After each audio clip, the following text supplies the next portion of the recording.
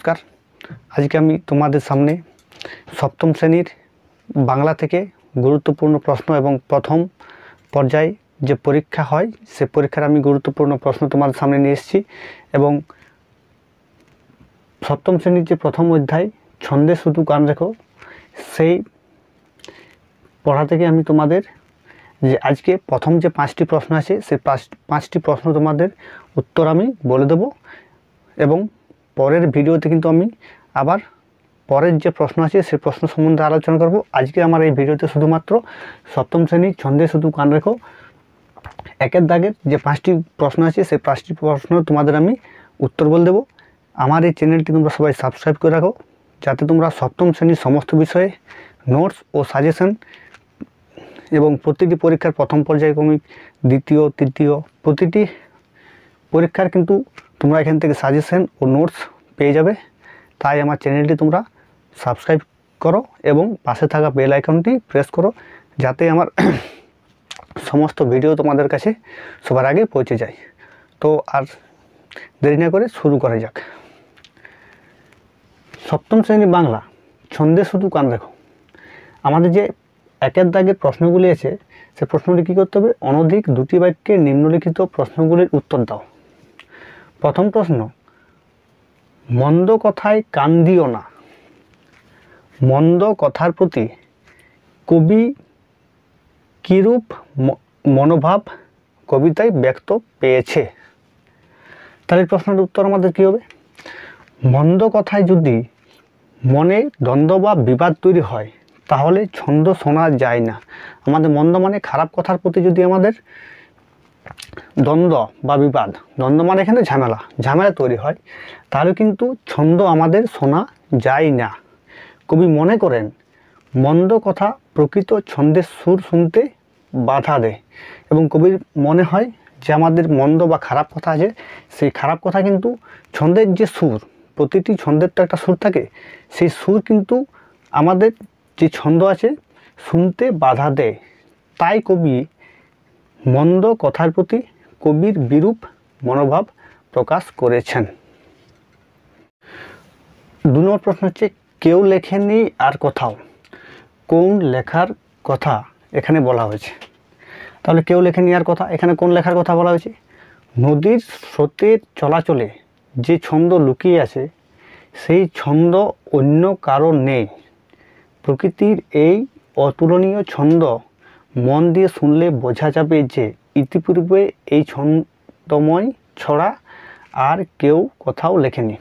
তাহলে আমাদের নদীর স্রোতের চলাচল, নদীর যে স্রোত চলাচল করে তার যে ছন্দ লুকিয়ে আছে সেই ছন্দ অন্য কিন্তু কারণে, সেই যে প্রকৃতির এই অতুলনীয় ছন্দ মন দিয়ে যদি শোনা যায় সেই বোঝা যাবে যে ইতিপূর্বে এই ছন্দ, অর্থাৎ এই ছন্দ বলতে যে নদীর স্রোতের যে চলাচলের ছন্দ বা আমাদের প্রকৃতির যে ছন্দ আছে সেই ছন্দ ছড়া আর কেউ কোথাও কিন্তু কোনোদিন লেখেনি।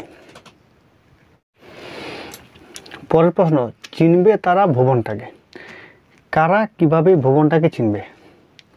তাহলে এই পৃথিবীর চারিদিকে ছন্দ ছড়িয়ে আছে, সেই ছন্দ মন ও কান পেতে শুনলে ভুবনকে যথার্থ চেনা সম্ভব হয়।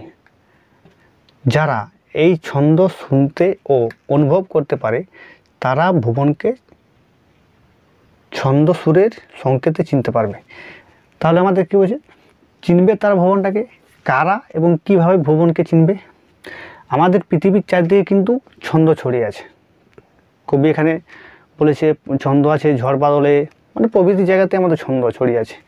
সেই ছন্দ মন ও কান পেতে যদি কেউ শুনে ও যথার্থভাবে চেনে তাহলে কিন্তু সেই ছন্দ আমরা অনুভব করতে পারবো এবং পৃথিবীকে, এখানে ভুবন বলতে পৃথিবীকে, ভুবনকে ছন্দ সুরের যে সংকেতে আমরা চিনতে পারবো।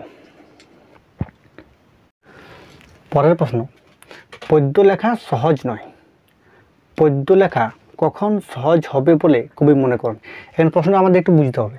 প্রশ্ন দিয়েছে পদ্য লেখা সহজ নয়। প্রশ্ন এই লাইনটা দিয়েছে, এই লাইন থেকে প্রশ্ন আমাদের দেওয়া আছে কি?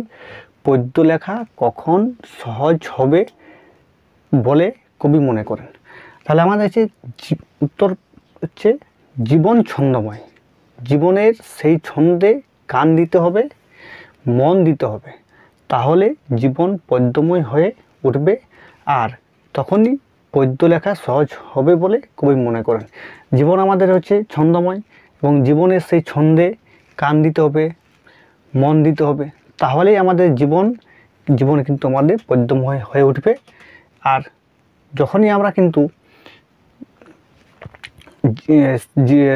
জীবনের সেই ছন্দে কান দেব, তখন কিন্তু আমাদের পদ্য লেখা আমাদের সহজ হয়ে উঠবে বলে কবি মনে করেছেন। পরের প্রশ্ন, ছন্দ শোনা যায় না কখন কবির ভাবনায় আর ছন্দ শোনা যায় না? তাহলে কবির ভাবনায় কখন ছন্দ শোনা যায় না? উত্তর, সকল প্রকার দ্বন্দ্ব ভুলে গিয়ে মন না দিলে ছন্দ শোনা যায় না বলে কবি মনে করতেন। অর্থাৎ ছন্দ শুনতে গেলে ঝগড়া ভুলে গিয়ে একাগ্র চিত্ত হতে হয়। তাহলে আমরা কখন কবির ভাবনায় আর ছন্দ কখন শোনা যায় না? তাহলে সকল প্রকার দ্বন্দ্ব, আমাদের দ্বন্দ্ব মানে বলতে আমাদের এখানে ঝগড়া, ভুলে গিয়ে মন না দিলে, এবং ছন্দ শোনার জন্য সকল যে ঝগড়া আছে ঝগড়া আমাদের ভুলে গিয়ে মন দিতে হবে। মন না দিলে কিন্তু আমাদের ছন্দ শোনা যায় না। অর্থাৎ ছন্দ শুনতে গেলে, যে ছন্দ আমাদের প্রকৃতির যে ছন্দ, সেই ছন্দ যদি আমরা শুনতে চাই, তাহলে কিন্তু আমাদের সমস্ত ঝগড়া ভুলে গিয়ে একাগ্র চিত্ত মানে হচ্ছে এক মনে আমাদের হতে হয়। যদি আমরা সমগ্র ঝগড়া ভুলে না গিয়ে এক মনে না থাকি, তাহলে কিন্তু আমরা কোনোদিন ছন্দ শুনতে পারবো না। তো আজকে এই পর্যন্ত। আমার পরবর্তী ভিডিও যে 2 নম্বর দাগের প্রশ্ন আছে সেই প্রশ্নগুলি থাকবে, এবং আমার এই ভিডিওটি তোমাদের ভালো লাগে তাহলে কিন্তু চ্যানেলটি সাবস্ক্রাইব করে দাও, ভিডিওটি লাইক করে দাও এবং শেয়ার করে দাও। আমার এই চ্যানেল থেকে তোমরা ফ্রি অফ কস্ট, মানে 1 টাকাও লাগবে না, এই চ্যানেল থেকে তোমরা সপ্তম শ্রেণীর নোটস, সাজেশন প্রভৃতি কিন্তু তোমাদের কাছে তোমরা পেয়ে যাবে।